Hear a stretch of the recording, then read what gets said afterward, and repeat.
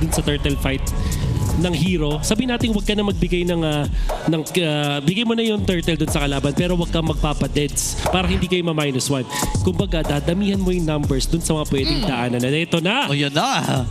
Ito na yung Flying Clouds, pre. May bago na naman tayong nabunot. Flying Clouds ang ating makikita para sa Game 1 of Aurora versus Team Falcons. Ito rin ang pinakaunang beses na makikita natin ang Flying Clouds in MPL Philippines Season 16. Para sa mga hindi nakakaalam, ang Flying Clouds ay nagbibigay ng dalawang pwedeng sakyan na cloud sa loob ng base na pwede silang dalhin patungo sa kanilang malalayong destinasyon all the way to your purple or orange buff. So ibig sabihin yan, Wolf, ano ba yung pinaka case use or mga usage nitong clouds na makikita natin? In the early stages, pwede siyang mag-fast clear ka no lane mo kapag feeling mo hindi pwede kang i-gank, di ba?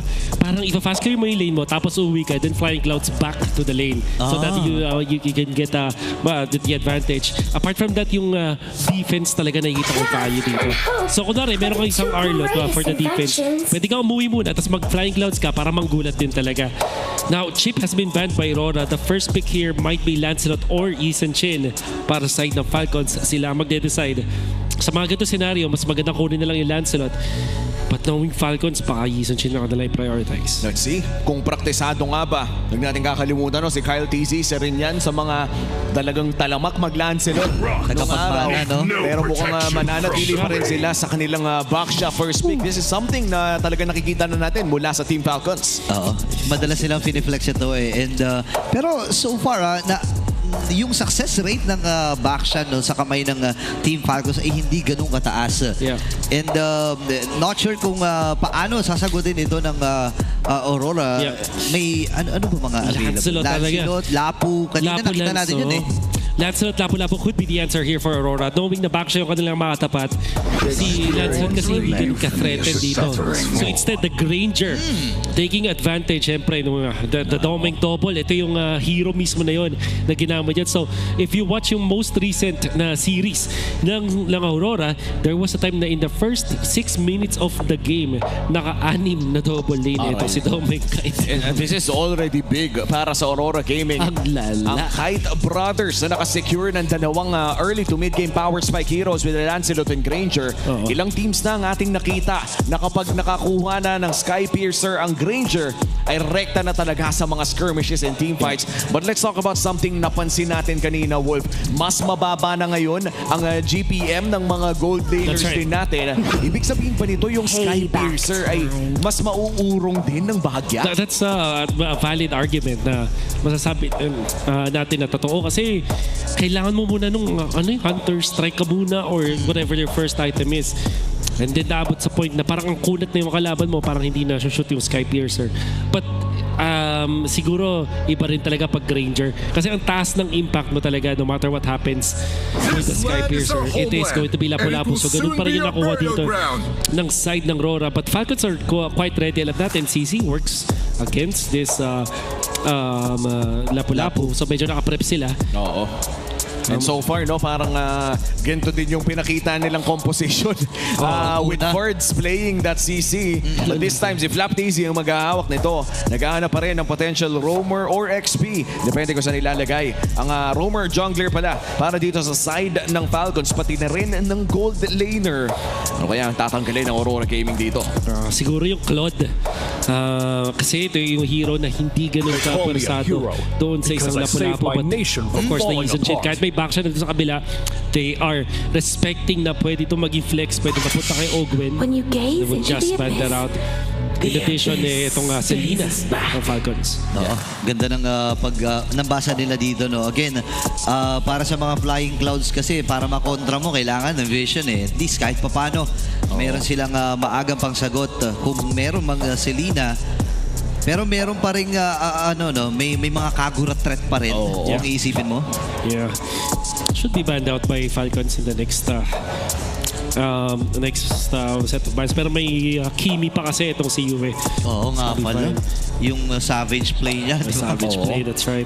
In fact, dalawang mid laners pala natin ang nakakuha na ng Savage sa first 4 weeks ng MPL Philippines Season 16. Nakakuha si Yue at si Sanji. And of course, dahil nga sa nagkaroon ng changes dito para sa CC, di naman na-nerf at hindi rin po na-adjust yung visuals namang ang ating makikita. No? So para sa mga hindi nakakaalam po, yung basic attack kasi ng isang CC nagsasplash naman. Katulad na lamang ng mga basic attack din ng mga ibang heroes, mas halata na lang ngayon ang itsura nun. Hindi ka na, yung ban mo na lang yata yung Kimi dito kung ikaw ay Falcons. Kasi kung magbaban ka pa ng Kagura, hindi, makunat naman yung mga heroes nila. And, pwede mo rin, kung pwede ka rin kumuha ng utility jungler na lang. Instead, kung talaga tawag ka sa Kagura, instead, kung nilang ibaban. Ibigay ng dalawang option dito para sa Kimi? Aura. Oo. Malamang malaki ang chance sa Kimi dito. And hindi mo rin kasi basta-basta mabubuli yung Kimi. Di ba?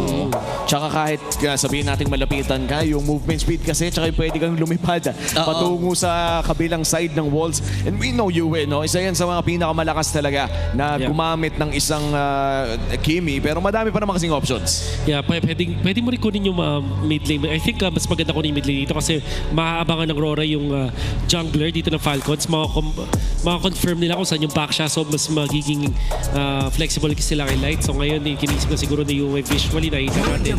Kimi na yan or Balin.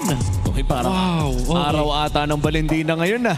Kung ganito yung scenario, kung ikaw ay Falcons, you're gonna get maybe yung mga tipong mga Khalid nga, yung paggulo. Hilda also makes yung Hilda dito unkillable para sa side ng Rora. And then yung back siya, gawin mo ng utility. Then just get a hard carry. Even, kunwari, Moskov o kaya naman isang Claude. That could be good for Falcons. Tingnan natin kung ano nga bang kukunin dito ni Ogwen kasi parang pasok din sa playstyle ni Ogwen yung changes na nakuha ng mga roamers ngayon. Isa si Ogwen sa mga tinatawag nating napaka-versatile talaga na roamer. Kung papasok man yan o palabas ay kayang-kaya niyang daruin. Kaya naman for this time around na mas nabibigyan pansin ng mag-agresibo. Franco kanilang kukunin. Kasabay na rin ng isang Claw. And this is very interesting kasi binigyan nila ng tsansa na magkaroon ng double dash kain si Yue. That's true. Kaya lang yung benefit dito ng Franco, pang lockdown din talaga dito sa ating Lancelot. However, for Rora, kailangan nila maghanap ng isang source ng knock-up para makancel dito Franco or maybe some source of vision. It's going to be the Cho. Wow. Alam natin yung stomp wala doon sa Jeet Kune Do. It's gonna be enough para makancel tong Franco. I have half the mind na sana nag-Atlas sila kasi it's a light special tapos ito yung traditional na sagad nila sa Franco from way back. But instead, settle na lang sila sa Cho dito. Well, so far, I feel like wala naman masyadong surprising sa ating draft para sa game number 1. Ganyan pa rin yung mga heroes na ina-expect nating lumabas. Siguro more na nakakagulat lang na dumadalas na ngayon ng Valentina para sa week 5. But apart from that, ang pinakabago pwedeng abangan dito sa game number 1. Bukod na lamang sa matchup na to would be the Flying Clouds na unang beses natin makikita sa Season 16. Paano kaya ito i-utilize ng ating mga professional teams papasok dito sa game number 1? Alam mo, doon nga ako excited eh. And para sa mga teams na talagang mataas ang kalibre, malamang sa malamang mahahanapan nila ng advantage yung mga Clouds na yan. Excited lang ako paano gagamitin to ni Light itong Franco na to, na kung saan parang last time na ginamit niya yung Franco, sobrang ganda rin eh. I think si Ogwen.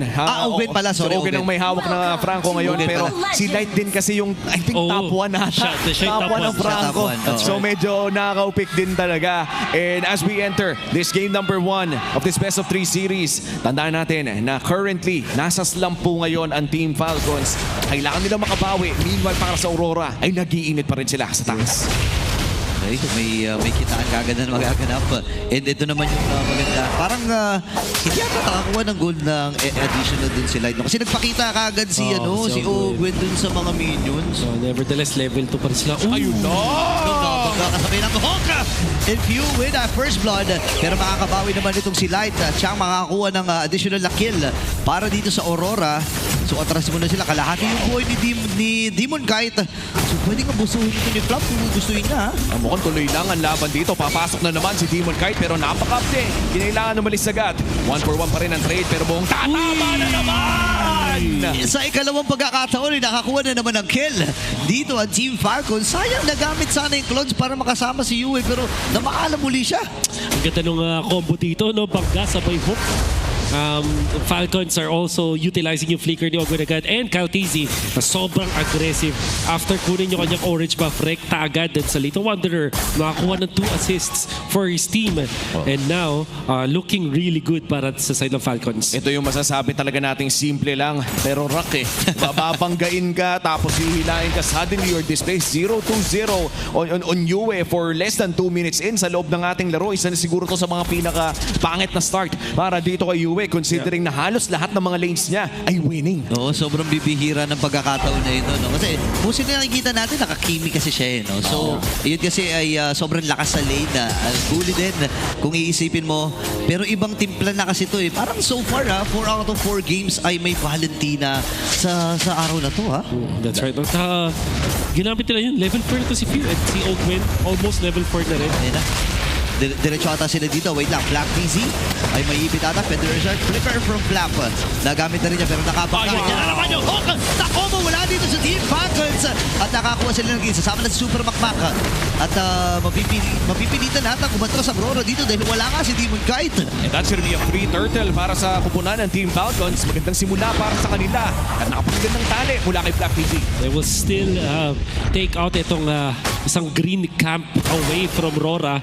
At nabigyan din nila ng assist itong si Super. Well, hindi siya nakakuha talaga ng actual assist.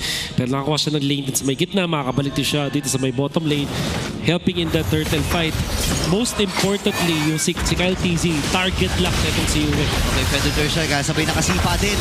Ito kasi Light. And wala nakakuha ng kill. Predator siya pambawi. Para dito kay Yue. Kasi kaka-level 4 lang din naman niya. Ngayon, atras muna si Few. Jet Kundo para kay Light. Pero hindi naman natutuloy dito ang Northern Lights at babalik muna sa farming. Grabe yung decision-making ng Aurora doon. The moment na hindi tumama yung Iron Hook, parang alam nila na lamang na sila. Cute, Franco na lumilipad. Franco ang lumilipad. Baka hindi expecto ni Doming. Wala ka siyang ideya. Ayan na. Ayan na. Nakagad din ang flicker sa may blazing torrents. Owen, uli ang nakakuha noon. Medyo maswerte pa ang Rora kasi hindi si Super Makmaka nakasecure. Yun na nga eh. Pero mukhang ang pang-counter pala sa pagdodouble ni Doming kahit ay yung Flying Clouds na hindi talaga niya expect ganun kabilis makapunta si Ogwen doon and then the flicker commitment and that ultimate. Sulit na sulit. Ayun no. Hindi na kaya ng cameraman na yun. Ibang POV na lang. At kung mabilis man dumating ang si Ogwen by the Flying Cloud, eh, mabilis din naman makakabalik si Doming kahit para mag-clear ng mga minions. And so far, no, parang napapansin ko yung mga mapa natin kung very accessible siya ngayon. Ibig sabihin, parang ang hirap pala mag-push. Ang hirap makaplato dito, pare. Kaya na nga, sa defensively, ang application talaga ng Flying Clouds kasi you keep your resources intact. Mga skill mo, yung HP can get back to the lanes, but obviously, a very good start para sa Falcons. 5-2, 1.2k gold. Ito talaga yung site na gusto makita ng mga members, mga fans ng Falcons, yung aggressive na Kyle TZ. Oh, yan na ang Infinix Handcam, the Infinix GT30 experience victory for every madlang gamer. With GT Trigger, MLBB certified 120 FPS. Enjoy lightning fast reactions and ultra smooth gameplay control. With Infinix GT30, you can outplay the rest at nirekta pa nga nila dito. Ayan na kayo mga outplay. Sila yung kagad ang namatay. 1v1 ang naging palitan doon. At ngayon naman ay aatras sila. Gusto ko lang i-highlight kanina na naagaw yung purple buff dito ni Demon Kite. Ngayon ay magsisimula na uli dito sa Pagong. Yue, hawak yung Feathered Earthstrike. Pero ito na naman yung Flying Cloud. Blazing Duet, inunahan na kagad yung Super Makmak. Pero nangangalami yung buhay ni Kyle TZ. Kaya niya bang makalmas dito. At si Demon Kite muli ay mamamatay. Habol ngayon si Edward. Si Ogen nasasalo na lahat ng mga damage. Pero si Black TZ even then, purihin lamang lamang si Dominic Kite. Dito na defender sa mula dito kay Few. Makakatakas ba na? Naka-flicker pa. At wings by wings. Sa may super magmakay natagpon din dito ni Edward. Kailangan niya umatras si Few. Naku, nakita din.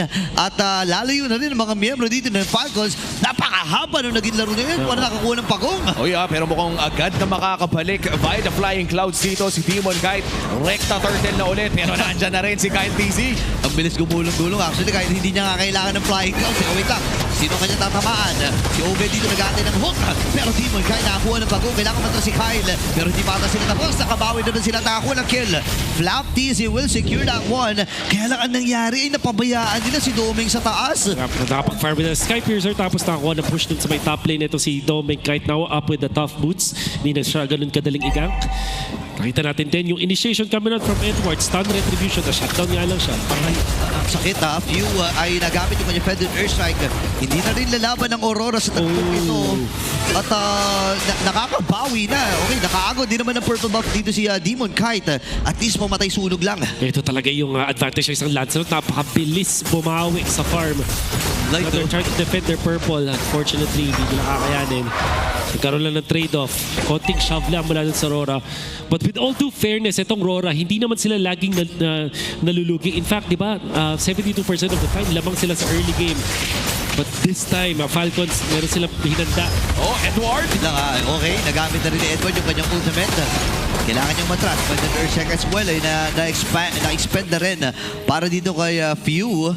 So, kakalma muna, magkabilang kubunan. And so far, talagang equalized na ang ating laro. Kanina ay may hawak na 1,000 kalamangan ng Team Falcons after 2 great engages dito kay Yue. Pero mukhang nakabawi na nga. As you said, Wolf, yung pagpa-farm dito ni Demon Kite ay naibalik na rin sila to just a 400 gold deficit.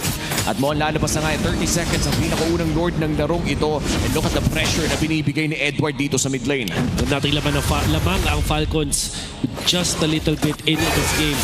Pero yung Lord number 1, hindi nila pwedeng ibigay sa side ng Rora. Magkakaroon ng sobrang taas na momentum shift in the favor of the Northern Lights. If that happens, they need to make a play now. Okay, pagulong-gulong. Kyle naka-flicker at iwasan yung pagkasa ni Kyle. Pero naghahabol dito si Kyle. Nagamit na rin yung 32 cents. Ngayon, atras muna ang Falcons at may mga ultimates na nagamit. Hook. Yun na! Sabay kagamit ni Bloody Hand. Few with a kill. Isa kagad lang na minus dito sa Aurora. At saktong-sakto dahil yung unang Lord ay narito na rin. 15 seconds para dito kay Light pero mukhang makakabalik naman agad si Demon Kite dito sa vicinity. At si Kyle TZ ay co-controlin na rin ang RBM.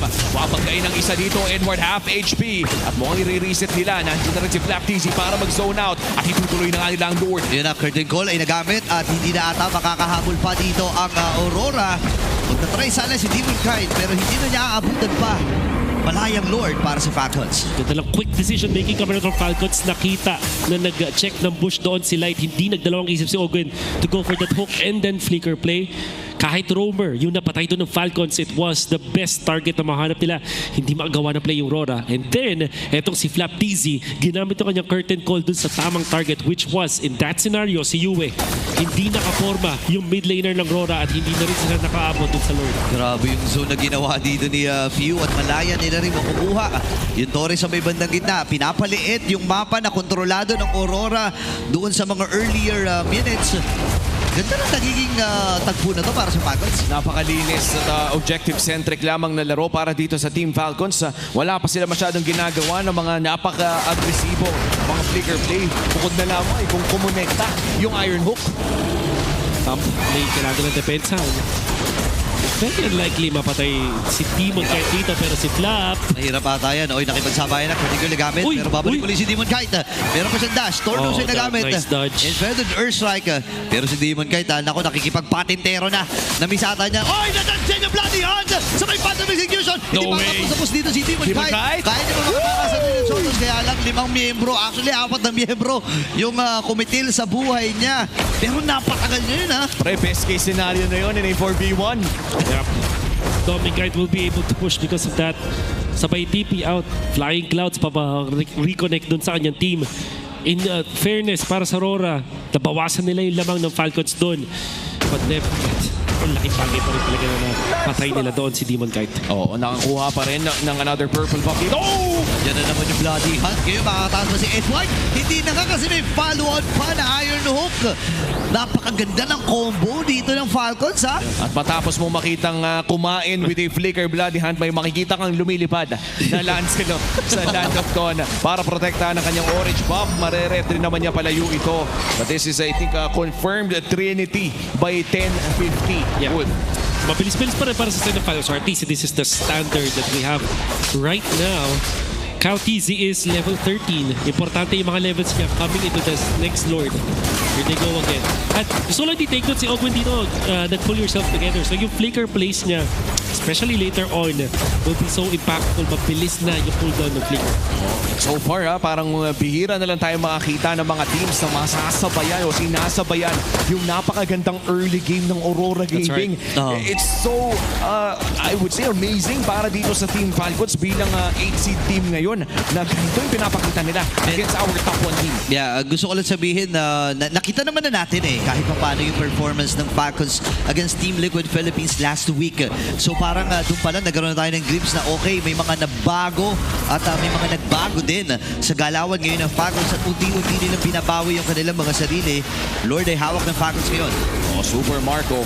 Alam nila na nandito sa may bandang iba. Silipa agad pare! Silipa napakabilis yan talaga! Wala ka agad yung setup hero! Wala dito sa Team Falcons. Ngayon naman ay pinupuruan nila. Ito si Edward, nakaflicker din. Ngayon si Light ay kailangan umatras. Meron siya mayroon tayo dito pero habulin pa rin. Andun yung Art of Thievery. Ngayon kailangan lumayo ni Marco. Ang baba ng buhay ni Edward. Habol din ang Falcons dito pero nag-decision sila na wag na lang dahil nga naman yung Lord ay papanik pa rin sa kanila. 10 segundo pa naman bago lumabas si Ogwen at nandyan naman ang mga Flying Clouds para dalhin sila pabalik doon sa kanilang mga buff. Kaya naman mas mapapabilis yung pag-reset ng Lord na ito. Flapping si half HP. Pero mukhang hawak na ng Aurora Gaming ang Lord na ito. Kalahati na ang buhay. Super Marco pinagpabaril at mukhang ipaburst na nila ang Lord. Ayun ang Fendant Ursula. Kaya ngayon nakasipa din. Makakatakas ata itong si Flap. Pero si View ang hinahabol. Hindi mo yan. Nagamit yung retribution yan. Delikado ata si Kyle DC. Naging stuck ng Sky Piercer. Tapos si View napakababa na ng kanyang buhay. Andun pa yung mga combo mula kay View. Pero mabubuhay pa rin si Domeng. Dalawa na kagad na tumumba dito para sa Team Falcons. Pero magkakasama pa rin ang tatlo. Naghahanap sila ng magiging target. Meron pa bang Bloody Hunt? Yes, meron pang Bloody Hunt itong si Ogwen. Same with the flicker. Pero hindi na muna dito magpapakita ang Aurora. Matagal-tagal pa bago lumabas si Kyle DC in View. Sasakay na rin pabalik. Kalahati na ulit buhay ng Lord. Kukontes pa kaya ang Falcons dito? Masyadong malayo si Kyle DC. 5 seconds pa bago buhay. Pero din yung tali. Habang yung Bloody Hunt. Sabi lang, sige mag-hero na tayo bago makuha. Nak-Aurora yung Lord. Pero si Super Marco ay nahawa din ng kill. Demon Kite na-secure na yun. At si Flap at CZ mamamaalam din sa naging proseso. Pwede ba silang kumuha dito kung gugustuhin nila? Titignan natin, abangan. At yun yung hook ay kumonekta rin. Nakuha pa niya Nakuha pa ni Ogwen yung purple. Halang napakagandang counter nun mula sa side ng Rora. Nakita natin nung pag-turn nila doon kay Ogwen, the best target to go for. Sulit yung flicker, Way of the Dragon coming out from Light. At ang maganda nun, they peel for each other. Ang ibig sabihin nun, pinoprotekta nila isa't isa. Kahit nung ginugo na doon si Edwards, biglang humarap si Yue, helping his team. And that decision na umuwi, sabay gamitin natin take advantage ng Flying Clouds para sa Aurora. Ibig sabihin, hindi nagkaroon ng opening ang side ng Falcons na makabalik doon sa team fight. At ang pinaka-notable na ginawa dito ng Aurora, the moment na nakita nila si Kyle TZ, hindi na sila nagdalawang isip. Tinurn agad nila doon sa backsha. At alam na alam nila sapat ang kanilang damage. Kailangan dumepensa ngayon ng Team Falcons. Ang Lord ay nagmamarcha doon sa may bandang top side. Meron naman silang Claude para bantayan ito. At mukhang makakatakas naman with that bravest fighter as well. Iho-hold nila ang Lord doon sa may bandang gitna ng lane. Pero mukhang mahirap depensahan ang mid lane na ito. Gagamitin na ang Feather Airstrike para dumepensa. And that should be successful defense doon sa mid lane. At successful din ang pagtunog sa Lord doon sa may bandang itaas. Nasa maganda posisyon pa rin dito ang Falcons pero naglilinis na rin ng mga farming space. Dito ang Aurora sa puder ng kamuntikan pa yung flicker and hook. Mabuti na lamang ay nakaiwas itong miyembro ng Aurora. Ngayon pupunta sila sa may bottom pero malaking info yun ha. Oy, may sinipa pa rin. Pero mukhang may makakain na rin. Papagsak na rin si Light. Pasok dito with the placing two-win at si Edward ay low. Pero yung in-flight, si Doming Knight, win of nature as well. Okay, buhay pa rin si Edward dito pero not for long! Nakakuha na dito ng apat na miyembro ang Falcons at naaabutan pa ata itong si Yue. Wipe out! Nakatatlo na kaagad si Makmak. May kasama pa silang mga minions dito. Hinihintay na lamang nila ang minions. One way ata ang call nila. 15 seconds pa bago lumabas si Light. Double na ata ito para sa Team Falcons. Masyado pang matagal ang aantaying oras para mabuhay ang mga miyembro ng Rora at nabuhayan din ang Falcons para kunin ang Game 1. What a team fight! What a pick-off mula dito sa Team Falcons. Bigla nilang napaligtad at bigla na lang silang nanalo ng Game number 1. In that last clash, maiintindihan mo yung naisip doon ni Light. Alam niya na walang flicker si Ogwen. Pwede nilang i-take advantage. Pwede nilang dikdikin yung side ng Falcons dahil nasa kanila na yung momentum dun sa specific moment na yun. Kumbaga yung tempo ng laro, nasa kanila na. Flicker play mula doon kay Light. Unfortunately, that was under the turret. Ready yung side ng Falcons. May bonus pa na na-hook, which was si Doming Knight. But otherwise, parang kahit naman hindi na-hook yung si Doming Knight doon, panalo yung Falcons sa clash na yun. That was under the turret. You would understand the main idea kung bakit ginawa yun ni Light. But in the end, hindi nila kinailangan gawin yung play na yun. And looking at Super Marcos, well, nakapag-free hit siya ng sobra-sobra. Doon sa pinakadulo, I even feel like na si Doming Knight dahil nga na-displace siya sa laban na yun ay hindi natin masyadong naramdaman yung damage niya. Kaya naman, ang ating MVP for Game number 1, walang ibang di si Ogwen on his Franco performance. Naging maganda ang simula ng larong ito dahil sa naging combo nila ni Kyle TZ. 2, 3, and 10. Pull yourself together. Sabay mo ang flicker plays. Naging importante. But I guess, yung main plan dito ng side ng Team Falcons ang nagpapanalo sa kanila. Kasi yung mga hook in the early stages of the game, hindi siya yung mga chambang hook lang. In fact, masasabi natin na isa lang dito yung 50-50 na hook. All of the hooks were set up by Kyle TZ. And this is a mark of a team na gusto talagang bumawi sa laban. Yung draft pattern nila dito directly punished yung Rora. Itong Valentina na North pick ng Rora allowed Team Falcons na mag-commit na dito sa backshot doon sa may jungle role. At tuloy-tuloy, back-to-back, the deaths coming out from Yue. And all because of the setup mula kay TZ. Ito, magkasunod talaga. Grabe. At this point, talagang mapapaisip ka, awit talaga. Kamot ulo kahit Kamot ulo talaga. kahit di makate, pare. Alam mo yun yung tipong kapag nangyari sa'yo sa RG, iiyak ka na lang eh. Mababad trip ka na kasi ikaw yung pinagtitripan at halatang-halata na ikaw talaga ang gusto. And this is one of the, I would say, one of the best usage of Flying Clouds dito sa labang ito. The early game, makikita natin.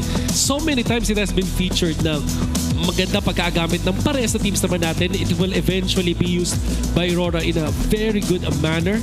And syempre, yung isang punishment dito mula kay Ogwen, they will give the turtle pero yung mga traits dito will favor Falcon. Ito yun, yung napakagandang hook sabay flicker out. Eventually, Lord 1 will belong to the side of Team Falcons. At yung punishment nila kay Demon Knight. I think yung second Lord na yung magiging parang shift in momentum na papabor na sana dito sa side ng Aurora. Oo, mutika na yun eh. No? Kung nakakuha siguro ng isang kill si Demon Knight, sobrang highlights na yun. And I think nakakuha din ng Torre ang side ng Aurora during that time. But this was the final team fight. At kitang-kita kung paano nakalamang ang Falcons doon. You know what's really good about Flap TZ? Ang ganda ng mga targeting niya dito. Lagi niya natatali si Yue. Tsaka yung isang tamang target. And then the last one, Demon Knight also. Kaya hindi kinailangan tumalon agad ni Kyle TZ. Kaya maganda yung timing taga ni Kyle TZ sa game na yun. Kasi mas maganda muna yung curtain call ni Flap TZ. Actually, nag-effort pa rin naman siya. Nahabulin pa itong si Demon Guide. Even committing yung kanyang flicker. At masasabi ko na sobrang na-organisa ng Falcons itong composition na meron sila ngayon. No? 15-minute game para dito sa Team Falcons. In fact, yung ending ay para bang hindi natin in-expect. Humahaba na yung laro, nakakapag-farm na mga kupunan. At higit sa lahat, hindi nga gumana yung flicker hook na nakita natin before that winning team fight. But overall, it was still a great engage coming in from Team Falcons, papasok doon sa pinakahuling teamfight na pinanalo nila. And so far, Wolf, ano ba yung pinaka pwede nating ma-highlight? Yung nagsimula ng butterfly effect para dito sa Team Falcons. I guess yung coordination nila ngayon. Isa sa mga main na critic ko sa Falcons, especially in week number 2 and 3, is yung unorganized na paggamit nila ng box nila. But in this scenario, hindi naman box yung style ng playstyle nila in this game particularly. Iba parang more on takeoffs Pero sobrang organized na talaga nila ngayon. Kinokombo na nila. They're not putting yung fate nung pagkaapanalo ng game sa swertihan. Sinesetapan nila yung mga stun, they're positioning themselves well. Tinake advantage nila yung Flying Clouds, at the same time yung advantages na meron sila. Tapos ito si Super Marco na bigyan ng madaming opening na mapag-double lane. So parang Team Falcons are really taking over this game by forcing the issue against Rora. But looking at our Big Four, no, nakita natin na malapit pa rin pala ang larong ito. Kahit pa sabihin nating nanalo ang Team Falcons, ang ating BPI Rich Guy, walang iba pa rin kung di si Doming. Kahit na pinag-usapan natin bago magsimula ang larong ito na tama ba yung pagkakarinig ko kanina, Wolf, na number 1 sa pagdo-double lane within the first 5 minutes of the game. Not only yung double lane, pero number 1 sa overall average gold in the first 5 minutes. At alam din natin na siya ang pinaka-mataas na average gold in general. Magbabago nga lang talaga yung stats niya dito come week 5 to 8 kasi nagbago na nga. So, I mean, if you recall yung mga times na nag-BPI reach ka itong si Doming, kahit nasa 800 na 900 nga minsan, di ba? Yung kanya GPM. In this game, 746, and you would expect na mabilis na to, di ba?